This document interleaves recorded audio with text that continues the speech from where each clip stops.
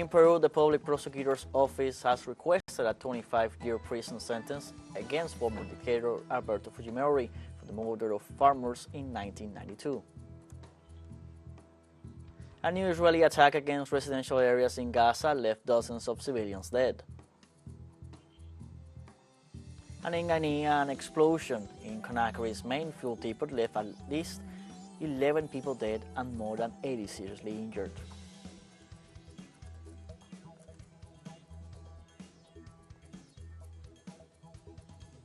Hello, welcome to From the South. I'm Luis Alberto Matos from the teleSUR studios in Havana, Cuba. We begin with the news. In Peru, the public prosecutor's office requested a 25-year prison sentence against former dictator Alberto Fujimori for the murder of farmers in 1992. The Peruvian justice also requested the incarceration of Fujimori's former advisor Vladimiro Montesinos and his disqualification for 5 years for their responsibility in the crimes of aggravated homicide and murder with malice aforethought, considered a crime against humanity. The so-called Pativilca case investigates the massacre of 6 farmers at the hands of the so-called Colina Group, a parliamentary commando under Fujimori's orders.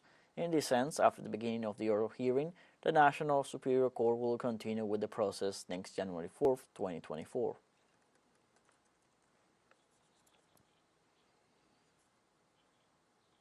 The Mexican government confirmed that the former president of Ecuador, Jorge Glass, went to its embassy in Quito after the Attorney General's office issued an arrest warrant against him on Sunday. According to Mexican authorities, in a statement, Glass went to the headquarters of the Mexican embassy in Quito to request its entry and protection, expressing fear for his safety and personal freedom. The Mexican Foreign Ministry allowed Glass access as a guest. However, it indicated that in case Glass formalizes a request for political asylum, Mexico will analyze it carefully and will gather the necessary information to proceed accordingly. Ecuador's Attorney General's office issued this Sunday an order to the General Commander of the Police, Cesar Zapata, requesting the location and arrest of Glass.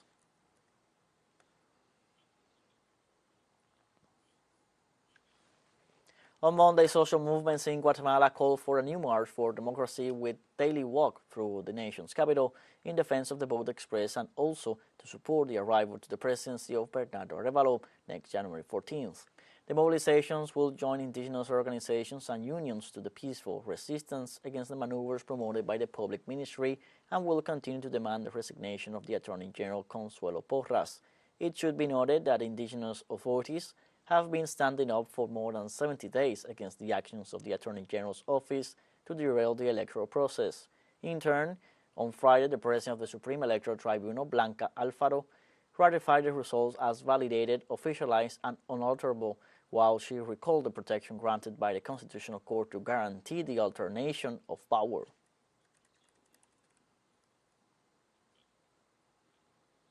In Argentina, the President Javier Milei signed on Monday, December 18th, a decree of necessity and urgency, which has already been published in the official Gazette, declaring an emergency in the energy sector and pushing up electricity and gas rates. The text establishes the emergency in the national energy sector as regards the generation, transportation and distribution of electric power under federal jurisdiction and transportation and distribution of natural gas until December 31st, 2024. In this sense, it promotes the establishment of mechanisms for the sanctioning of prices under conditions of competition and free access, as well as the maintenance of income to guarantee the continuous rendering of the public services of transportation and distribution of electric power and natural gas.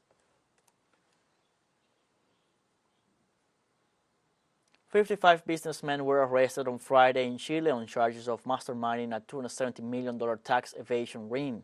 In what has been considered the largest tax fraud ever uncovered in the country, Chilean police raided on Thursday around 90 houses and seized weapons, money, and luxury cars. The ring reportedly cheated the state during the last years by means of fake invoices. No details have been provided on the identities of the arrested nor the companies involved, except that they are medium-sized entities. Chile was shaken in 2015 by the so-called Penta case, which involved one of the most important economic groups in the country and uncovered a deep-rooted illegal practice of political financing through the use of some 1,000 invoices for services not rendered. In Haiti, gangs attacked a town northwest of the capital with no reported fatalities or injuries so far. The 400 Mawazo gang set fire to numerous houses and clashes with national police officers. Last October, the armed group took control of the commune Thomasua, expelling security forces from the police station and installing itself in public institutions. The criminal organization was also responsible for the kidnapping of missionaries from the United States and Canada in 2021, for which Washington offered a $1 million reward to anyone who could provide information leading to the capture of the gang's leader. Let's take a short break, but remember you can join us on TikTok at teleSUR English, where you'll find news in different formats, news updates, and much more. Other stories coming up. Stay with us.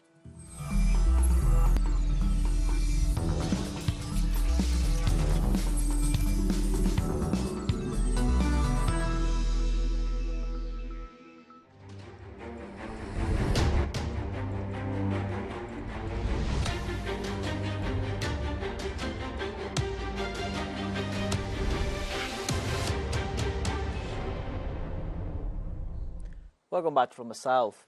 A new Israeli attack against residential areas in Gaza left dozens of civilians dead. The occupation forces reportedly carried out attacks on the neighborhoods of Darash, Sheikh Radwan, and Al Amal south of Khan Yunis, while Israeli fighter jets and tanks attacked also several hospitals, resulting in the tragic killing of hundreds of patients who were being treated in these medical facilities. So far, the Israeli aggression against Palestine, now on its 73rd day, has caused the loss of more than 19,000 Palestinian lives and left more than 52,000 wounded.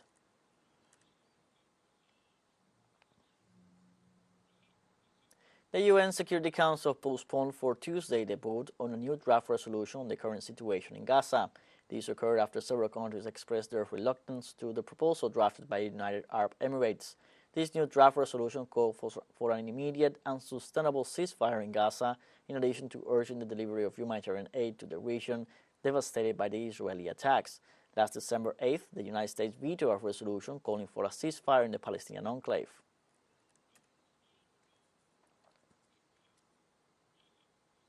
A senior Hamas official said Monday that Israel is working with the help of the United States to displace all Palestinians from Gaza, vowing that they will not succeed.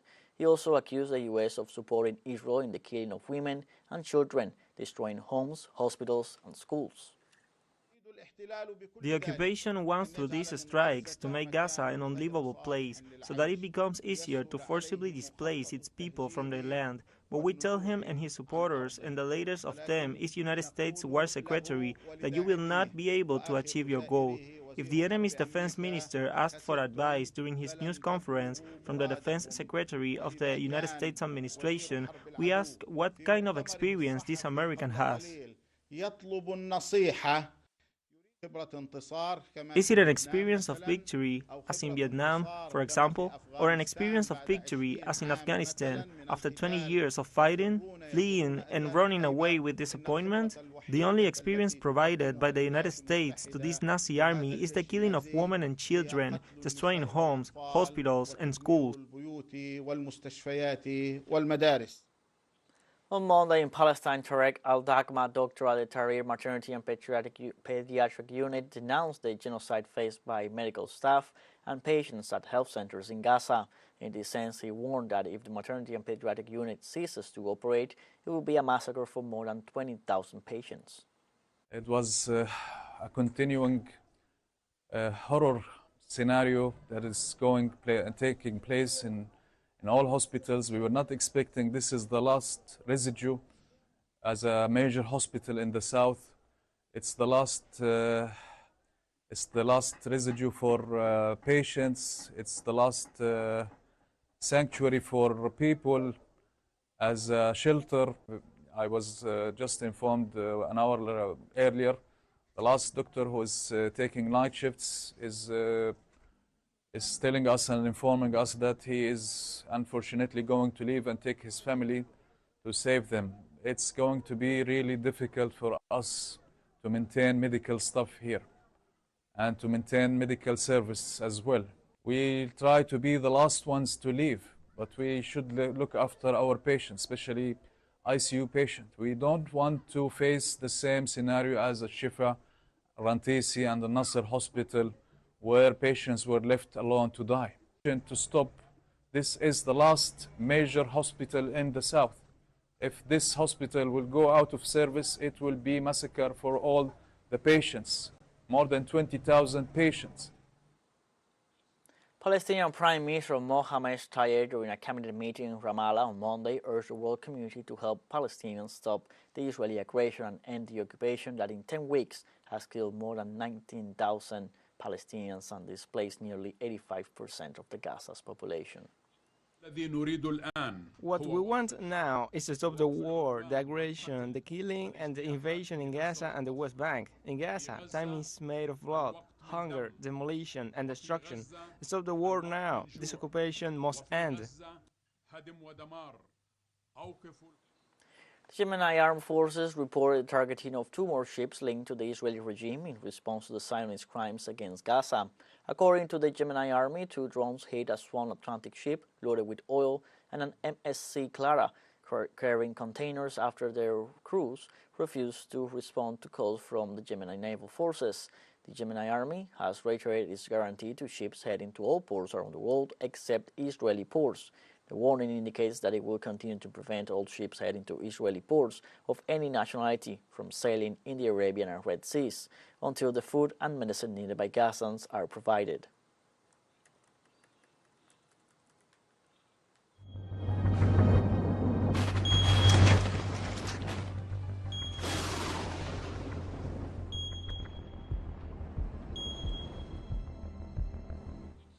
In Argentina, storms affecting the province of Buenos Aires left at least 15 people dead. The authorities reported 2 new deaths. On the one hand, a woman in the town of Moreno who was crushed by a tree branch, and another person in Coronel Rosales who drowned after falling into a well full of water. The storm broke out on Saturday night and initially left 13 people dead, among them a minor due to the collapse of part of a club in the city of Bahia Blanca. Roofs and billboards were also blown off. Trees and electricity poles fell, affecting the power supply and land communication routes.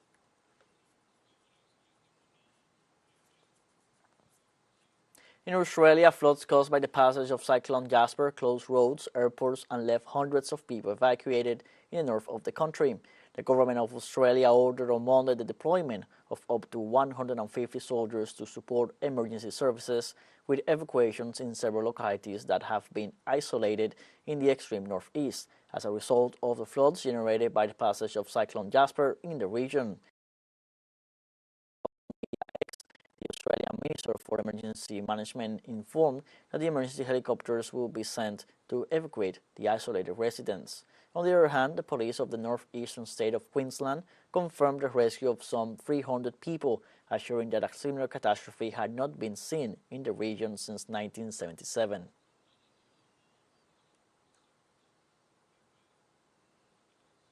We have a second short break coming up, but before we invite you to join our WhatsApp community for our English-speaking audience. You can scan the QR code on screen to join directly and share the link to reach more people. Constant news coverage of Latin America and the world, as well as the Caribbean. Stay connected and informed with teleSUR. Final short break, don't go away.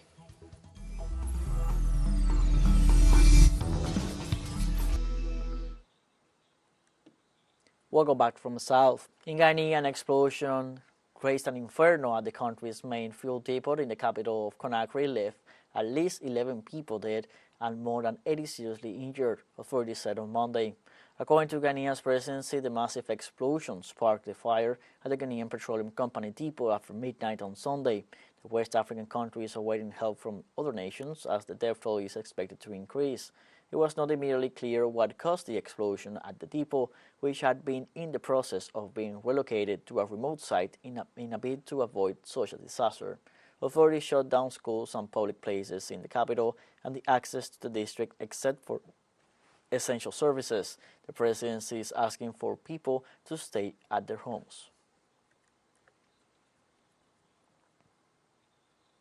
The Democratic Republic of the Congo's incumbent President Felix Tshisekedi concluded his campaign in Kinshasa this Monday ahead of the December 20th elections, for which 44 million Congolese are registered to vote. This Wednesday, the presidential, parliamentary, and provincial and municipal elections will take place in a country ravaged by conflict in its east. The presidential race is a first-past-the-post vote, giving Tshisekedi years old, who is seeking a second five-year term, a healthy chance of winning against a divided opposition.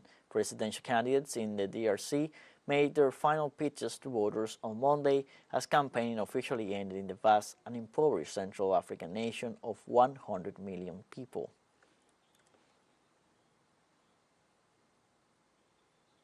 Egyptian President Abdel Fattah al-Sisi has won re-election to a third six-year term. The National Election Authority said Monday that al-Sisi recorded a landslide victory of 81.6% of the vote, calling it the highest voting percentage in Egypt's history. Al-Sisi guaranteed another term in the absence of a serious challenger. His strongest competitor picked up about 4.5% of the vote, officials said. The vote was eclipsed by the Israeli genocide of Gaza on Egypt's eastern border, which has threatened to expand into wider regional turmoil. Some 67 million Egyptians were eligible to vote out of a total population of nearly 106 million.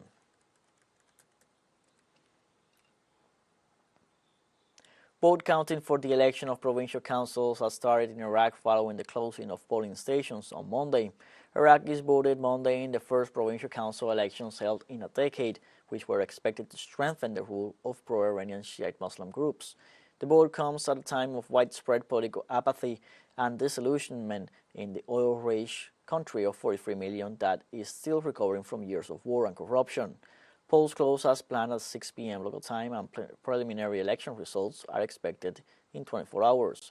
According to Election Commission official Omar Ahmed, turnout at noon had reached just 17%. The vote is seen as a key test for Prime Minister Mohammed Shia al-Sudani, who rose to power just over a year ago, backed by pro-Tehran parties, ahead of a general election due in 2025. Hungarian Prime Minister Viktor Orban and Turkish President Recep Tayyip Erdogan held a press conference in Budapest during which Orban praised the tight friendship of the two nations. This is Erdogan's second visit to the country within 4 months, and it coincides with the establishment of diplomatic relations between the two countries. Turkish President Recep Tayyip Erdogan said Monday that he would seek deeper ties with Hungary's Prime Minister Viktor Orban during his second visit to the country within 4 months. Hungary and Turkey are the only holdouts in NATO to not have ratified Sweden's bid to join the defense alliance in the wake of Russia's special military operation in Ukraine.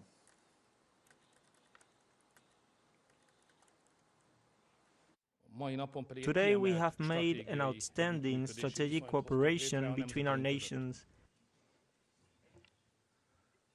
I am not sure if there is a higher level.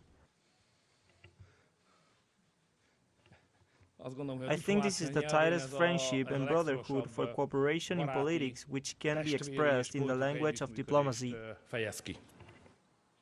Russia hosted the finals of the International Battle of the Robots Championship, and Chinese team Kurok emerged as the winner of the event. The championship, coordinated by the Russian Ministry of Digital Development, was held this Monday in Moscow. Indian team DS Robotics took second place and Moscow team Turbo Mechatronics third. Footage shows the robots competing in the ring, damaging each other with blades, giant tires, and other weapons created by engineers. More than 5,000 people attended the event, while the online broadcast was watched by more than 4.3 million.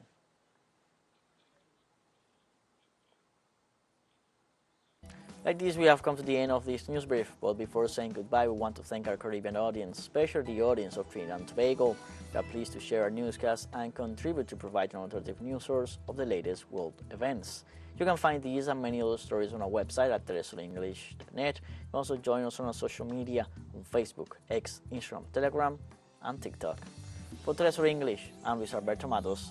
Thank you for watching.